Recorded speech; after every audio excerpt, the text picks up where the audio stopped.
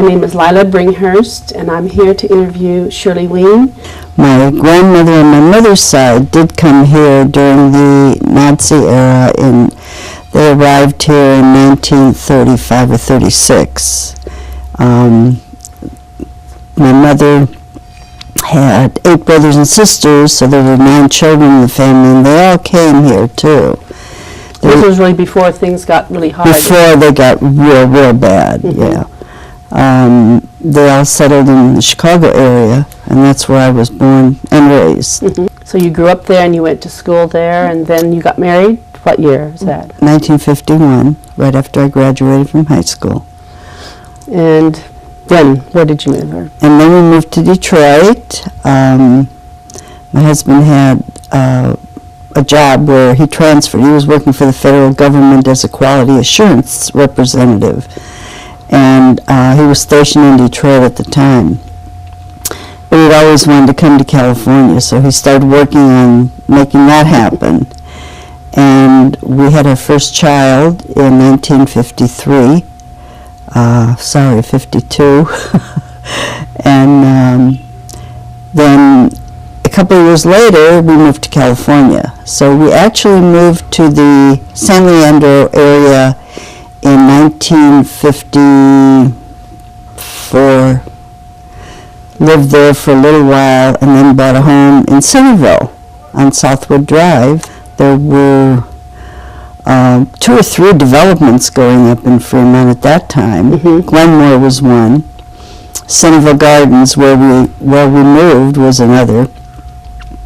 We couldn't get into Glenmore because they were not offering VA financing. My husband was a veteran, and so we wanted to get into a house with no money down because we didn't have very much money in those days. Do you remember what you paid for the house? $12,250. And you got in for nothing down? Nothing down, yeah. And our payments were, I think it was $75 or $79 a month, and we were really worried that we could make those payments. It was very rural.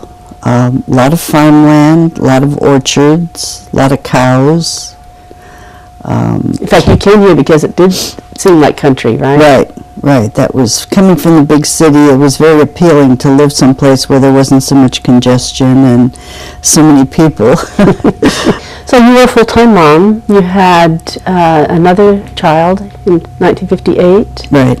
Alan. Right.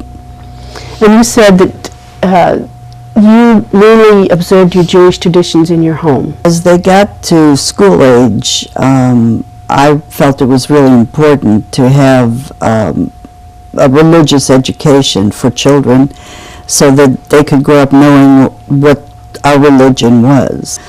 We had, there were 3 or 4 families that I knew of at the time. We all got together and decided to start a Jewish community center. So we started out in meeting in individual members' homes.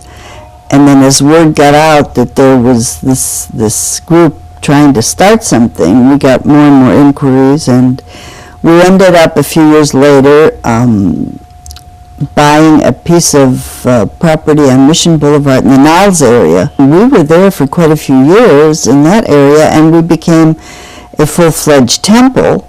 I started teaching Sunday school because they desperately needed teachers. Not that I knew how to teach, but I had a little bit of background in that. So I taught first grade for several years.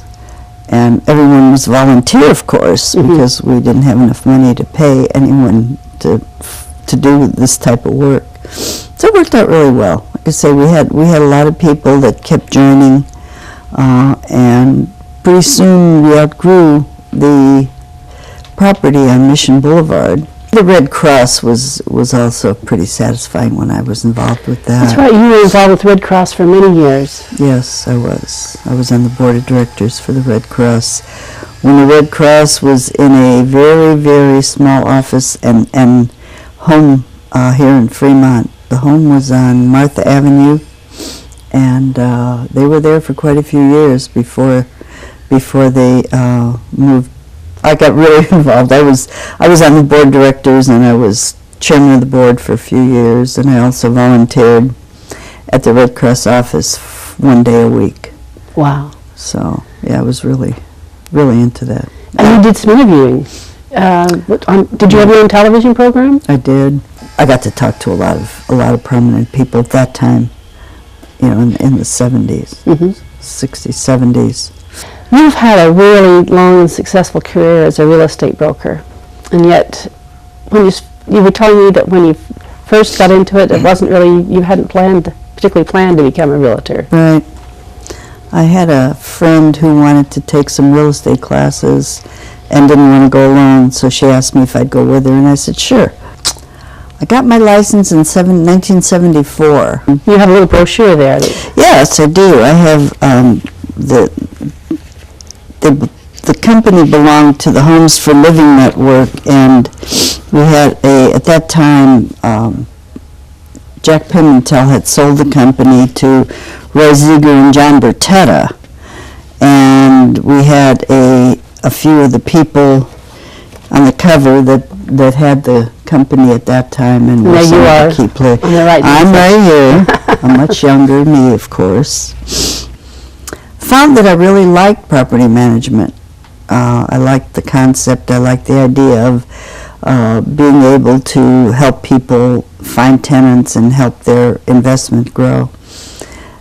And in 1990, I opened my own office. Oh, you had your own office for property management? Right.